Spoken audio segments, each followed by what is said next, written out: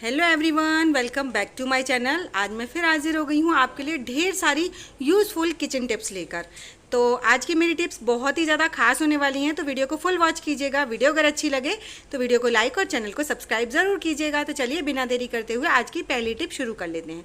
आज की मेरी पहली टिप है सब्जी को लेकर। फिर वो सब्जी चाहे हरी सब्जी हो या बैंगन हो या प्याज हो या हरी मिर्च हो, कुछ भी हो XYZ, सभी को लेकर, क्योंकि गर्मियों में ना सब्जियां बहुत जल्दी ख़राब हो जाती हैं। तो इनके लिए कुछ ऐसी टिप्स और ट्रिक्स की जाए जो कि ये सब्जियां हमारी, क्योंकि महंगी बहुत होती हैं, अगर ये ख़राब हो जाएं तो इनका हमारा पैसा वेस्ट ना हो। कई बार तो ऐसा होता है कि हम लाते हैं दूसरे दिन बना लेते हैं तो कोई दिक्कत नहीं है, लेकिन जैसे प्याज हो गई, आलू हो गए, ये चीज़ें तो हमें लॉन्ग टाइम के लिए स्टोर करके रखनी ही होती हैं। तो उस टाइम पे आप क्या कीजिए, जिस भी बास्केट में आप इन्हें रख रहे हैं ना, वहाँ पर थोड़े से पेपर के टुकड़े कट करके डाल दीजिए, कुछ इस तरीके से छोटे छोटे। और उसके बाद अपनी जो प्याज या आलू जो भी हैं आपके, उन्हें आप इसमें डाल दीजिए और फिर ऊपर से थोड़े से पेपर के टुकड़े और कट कर दीजिए। जिससे क्या होगा, इनके अंदर ना बहुत अच्छे से एयर बनी रहेगी और जो पेपर की जो इंक होती है ना, वो सब्जियों को या फ्रूट्स को ख़राब होने से बचाती है।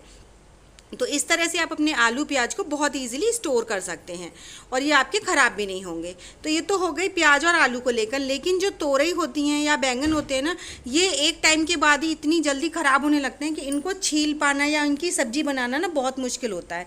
तो उसके लिए मैं आपको एक सॉल्यूशन बता रही हूँ, जिससे ना आप अपनी सब्जियों को बहुत लंबे समय तक स्टोर करके रख सकेंगे। और आप इन्हें अगर 8 दिन भी रखेंगे ना तोरई को, तो एकदम फ्रेश रखी रहेंगी। तो यहाँ पर हमने आधा चम्मच के करीब लिया है मस्टर्ड ऑयल, और मस्टर्ड ऑयल में हमें ज़्यादा कुछ नहीं करना है। करीबन 3 से 4 चम्मच, आधा चम्मच तेल में हम 4 चम्मच के करीब पानी ऐड करेंगे। और पानी को ऐड करने के बाद आप इसे अच्छे से मिक्स कर लीजिए। पानी और जो ऑयल है ये बहुत अच्छे से मिक्स हो जाना चाहिए एक दूसरे के अंदर, कुछ इस तरह से।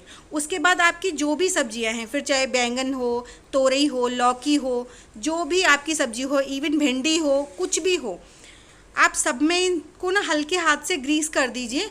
आपको ये जो सब्जियां हैं ना, फिर आपको ज़्यादा कुछ नहीं करना पड़ेगा। आपकी ये सब्जियां बहुत लंबे समय तक एकदम फ्रेश बनी रहेंगी और इनकी जो बाहर की स्किन है ना, वो एकदम ऐसे के ऐसे ही बनी रहेगी। तो हरी मिर्च में मैंने ज़्यादा नहीं लगाया, जो मेरे हाथों में लगा हुआ था हल्का सा ऑयल और पानी, वही लगा दिया। उसके बाद आप न्यूज़पेपर में इनको रख दीजिए। अगर आपको ज़्यादा लंबे समय तक रखना है, मेरा कहने का मतलब ये है, अगर आप चाहते हैं 4 से 5 दिन और ज़्यादा रखी रहें, तो आप इन्हें न्यूज़पेपर में लपेटकर और किसी भी पॉलीथीन बैग में रख दीजिए, या फिर ऐसे ही न्यूज़पेपर में भी रख सकते हैं। लेकिन मुझे ये काफ़ी लंबे समय तक के लिए मतलब रखना है, तो इसलिए मैंने यहाँ पर नमकीन के जो खाली बड़े वाले पैकेट्स होते हैं ना, वो ले लिए हैं और उनके अंदर मैं इन सब्जियों को स्टोर कर दूंगी। इसके अंदर रखने से ना ये सब्जियां हमारी 8 से 10 दिन बिल्कुल भी ख़राब नहीं होती हैं, क्योंकि हमने इनमें डबल ट्रिक्स यूज़ की हैं। हमने पेपर भी लगाया है और हमने साथ ही साथ इसमें ऑयल और पानी भी लगाया है और पॉलीथीन में भी पैक किया है। तो इस तरह से आपकी जो सब्जियाँ हैं बहुत लंबे समय तक एकदम सिक्योर रहती हैं। तो आई होप आपको मेरी ये ट्रिक भी पसंद आई होगी। चलिए बढ़ते हैं नेक्स्ट टिप की तरफ। नेक्स्ट टिप है मेरी, जो हमारे मिक्सी के जार होते हैं ना, उनको लेकर। कई बार क्या होता है, हमारे जो मिक्सी के जार होते हैं वो हमारे बिल्कुल भले चंगे होते हैं, एकदम बढ़िया तरीक़ा से काम करते हैं, लेकिन जो ढक्कन होते हैं ना, यहाँ से इनकी लीकेज बहुत ज़्यादा हो जाती है। तो जब भी हम इसमें लिक्विड चीज़ कोई भी ग्राइंड करें या फिर मैंगो शेक वगैरह करें, तो वो बाहर निकल जाता है, क्योंकि ढक्कन बहुत ज़्यादा लूज़ होता है, तो हो जाते हैं। तो इनमें तो रबर भी नहीं होती है। तो इनको टाइट करने के लिए ना बहुत ईजी ट्रिक है, आप कोई भी बड़ा वाला जो रबर बैंड होता है ना, वो ले लीजिए। अगर आपके पास बड़ा वाला रबर बैंड नहीं है तो आप बलून ले सकते हैं और उसको कट करके उसकी भी रबर इस तरह से चढ़ा सकते हैं। और जिनकी रबर होती है ना, उनकी तो रबर भी चेंज हो जाती है, या फिर आप उन पर भी ये ट्रिक लगा सकते हैं। लेकिन मेरा ये जो जार है ना, इसमें रबर नहीं थी, तो ये इस तरीके से मैंने इसको अपने को एकदम बढ़िया फिट एंड फाइन कर लिया है। तो नेक्स्ट टिप है मेरी इस तरह कढ़ाई को लेकर। जब कढ़ाई हमारी इस तरह की जल जाती है ना, तो इनको साफ़ करने से तो हमें इतना डर लगता है, क्योंकि इतना रगड़ना, घिसना, इतने सारे झंझट करने पड़ते हैं। तो सोचते हैं चलो छोड़ो, इसे साफ़ ही नहीं करते हैं, नई ले लेते हैं। लेकिन मैं आपको इतनी सिंपल ट्रिक बता रही हूँ, जिससे ना आपको रगड़ना है, ना घिसना है, ना पानी लगाना, ना सर्फ, ना साबुन, कुछ भी नहीं। आपको क्या करना है, जो भी आपका बर्तन जला हुआ है उसको आप उसमें डाल दीजिए ढेर सारा नमक, करीबन 1 से 1.5 चम्मच। मेरी ज़्यादा बड़ी कढ़ाई नहीं है, तो मैंने इसमें 1 चम्मच भर के नमक डाला है। और उसके बाद गैस को ऑन करके आप इसको इसके ऊपर रख दीजिए करीबन 2 से 3 मिनट के लिए। नमक खूब अच्छे से गर्म हो जाए और कढ़ाई हमारी खूब अच्छे से धुआं देने लगे, उस टाइम पर आप क्या कीजिए, कोई भी चम्मच ले लीजिए और चम्मच को अच्छी तरीके से नमक को इस तरह से घिस दीजिए। आप देखेंगे आपकी जो भी कढ़ाई में जले हुए पार्ट्स हैं ना, वो नमक के थ्रू सारे बहुत ईजिली क्लीन हो गए हैं। इस तरह से ना आपको रगड़ना पड़ेगा, ना साबुन सोडा XYZ कुछ भी नहीं चाहिए। और देखिए पूरी जो जली हुई मोटी मोटी परत थी ना, वो सारी हमारी नमक के उससे निकल आई है। तो ये छोटी सी ट्रिक है। इस तरह आपके स्टील के बर्तन हो या एल्युमिनियम के बर्तन हो, कुछ भी हो, कोई भी कढ़ाई हो, अगर आपकी जल गई है, उस पर मोटी मोटी लेयर जम गई है, तो इस ट्रिक को आप ट्राई ज़रूर कीजिएगा, आपको ज़रूर पसंद आएगी।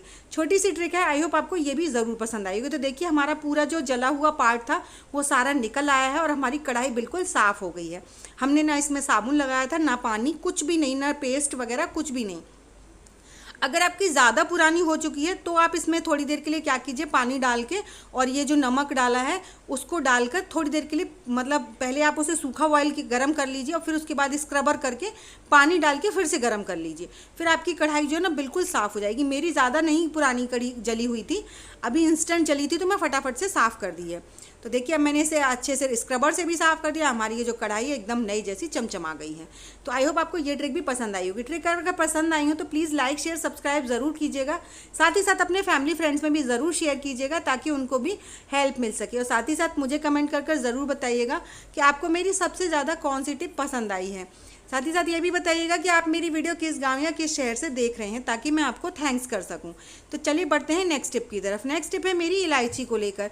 इलायची ना हम लोग कई बार मार्केट से मंगाते हैं और हम देखते हैं जब उन्हें ग्राइंड करना हो ना, इंस्टेंट ही हमें किसी चीज़ में डाल ली है पीस के और देखे सील रही हैं बहुत ज़्यादा। अब ये पिचकी मतलब पीसने का तो चांस ही नहीं है, इतनी ज़्यादा सीली हुई हैं। तो उस टाइम पे आपको क्या करना है, आपकी जितनी भी इलायची है ना उन्हें 1 मिनट के अंदर आप बिल्कुल बढ़िया तरीके से गर्म कर लेंगे। मतलब इतना सूखा कर लेंगे कि आपको इन्हें पीस लेंगे ना तो बस हाथों से ही फूट जाएंगी ये। तो आप जब भी खाना बना रहे हैं, रोटी बना रहे हैं, तो आप क्या कीजिए, जैसे आपने रोटी को पलटा है ना, उसी टाइम पर आप अपनी इलायची उसी के ऊपर डाल दीजिए, रोटी के ऊपर।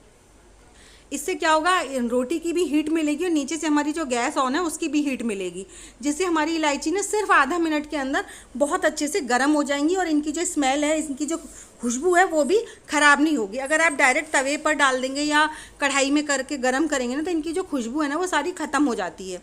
तो इस तरह से आप जब भी इलायची वगैरह आपकी सील गई हैं तो आप, ये छोटी सी ट्रिक है, इससे आप एक बार ज़रूर ट्राई कीजिएगा। अगर आपके साथ ये प्रॉब्लम हो रही है, आप इलायची पीस रहे हो और वो पीस नहीं रही हैं, तो आप एक बार ज़रूर ट्राई कीजिएगा। इस तरह से जब आप इलायची को निकाल कर ना और फिर पीसेंगे ना तो आप देखेंगे आपकी इलायची ना हाथों से ही मतलब चटकने लगती हैं, इतने अच्छे से गर्म हो जाती हैं सिर्फ 1 मिनट के अंदर।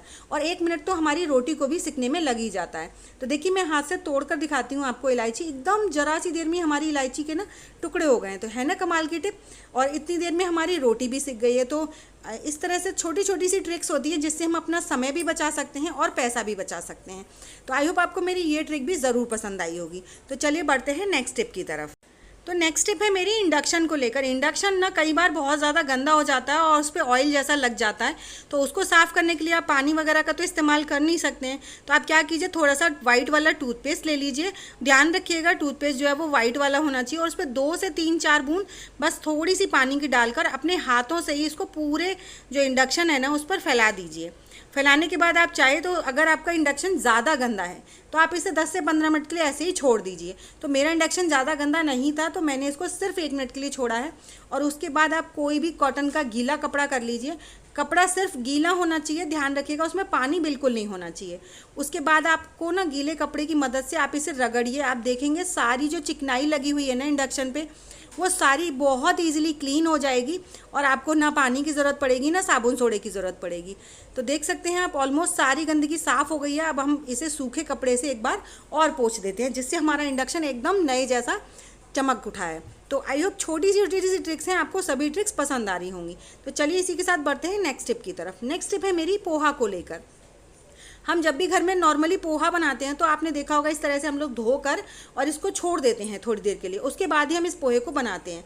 तो आपने देखा होगा कि जब भी आप पोहे को ड्राई करके छोड़ देते हैं तो पोहा ना बहुत ज़्यादा ड्राई हो जाता है और बनने के बाद तो अगर हम उसे थोड़ी देर के लिए रख भी दें तो और ज़्यादा ड्राई हो जाता है। तो क्या ट्रिक की जाए जिससे हमारा जो पोहा है ना वो बिल्कुल भी ड्राई ना हो, चाहे फिर आप उसे बच्चों के साथ लंच में रखें या फिर आप उसको गरम गरम सर्व करें। तो गरम गरम तो एक बार को खा भी लेते हैं, लेकिन अगर ठंडा होकर ड्राई जैसा हो जाए ना तो वो गले में भी अटकता है। तो आपको क्या करना है, जब भी आप पोहा बना रहे हैं तो छोटा सा काम कीजिए जिससे ना आपका पोहा बिल्कुल भी ड्राई नहीं होगा। अगर आप उसको सुबह से शाम तक रखे रहने देंगे ना फिर भी ड्राई नहीं होगा। तो नॉर्मली आप जैसे पोहा बनाते हैं वैसे ही पोहा बनाइए उसमें एक्स्ट्रा कुछ नहीं करना है। बस आपका जब पोहा पूरी तरह से बिल्कुल तैयार होने वाला हो, उससे 1 मिनट पहले, सिर्फ 1 मिनट पहले, ज़्यादा देर पहले डालने की ज़रूरत नहीं है। सिर्फ 1 मिनट पहले क्या कीजिए कि आप ले लीजिए थोड़ा सा दूध। जी हाँ, थोड़ा सा दूध ले लीजिए, करीबन 2 से 3 चम्मच के करीब। आपके पोहे की क्वांटिटी के ऊपर डिपेंड करता है। तो यहाँ पर मैंने थोड़ा सा पोहा बनाया है, तो मैं इसमें 2 चम्मच के करीब दूध ऐड करूँगी। और दूध को आपको सिर्फ ठंडा दूध लेना है, गर्म दूध नहीं लेना है, क्योंकि गर्म चीज़ हम इस पर डालते हैं ना तो तुरंत सिकुड़ जाती है वो चीज़, पोहा जो है ना वो सिकुड़ जाता है। तो यहाँ पर ठंडा दूध लीजिएगा, ठंडा दूध डालकर 2 चम्मच, और उसके बाद आप इस पोहे को हल्का सा गर्म कर लीजिए, हल्का सा रोस्ट कर लीजिए। तो इस तरह से जब पोहा बनाएंगे ना तो आपका पोहा बिल्कुल ड्राई नहीं होगा।